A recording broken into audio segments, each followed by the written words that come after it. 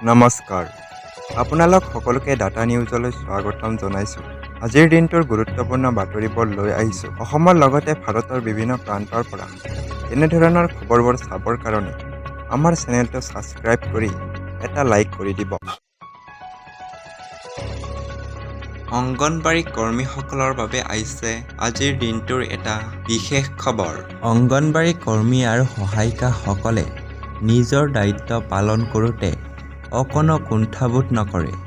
কিন্তু অংগনবাড়ী কৰ্মী সহায়িকাসকলে নিষ্ঠাৰে পালন কৰি থকাৰ পিছতো চৰকাৰৰ পৰা অংগনবাড়ী কৰ্মী সহায়িকাসকলে মাননি বৃদ্ধিৰ দাবীৰ প্ৰতি আজিলৈকে কোনো ধৰণৰ সঁহাৰি পাবলৈ সক্ষম হোৱা নাই। লোকসভা নিৰ্বাচন শেষ হোৱাৰ পিছত চৰকাৰে বৃদ্ধি কৰিবনে অংগনবাড়ী কৰ্মীসকলৰ দৰমহা?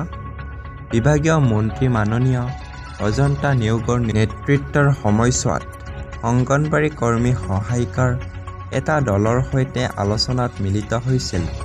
লোকসভা নিৰ্বাচনৰ পিছত অংগনবাড়ী কৰ্মী সহায়িকাসকলৰ মাননি বৃদ্ধিৰ দাবীৰ ওপৰত বিবেচনা কৰি সিদ্ধান্ত লোৱা হ'ব।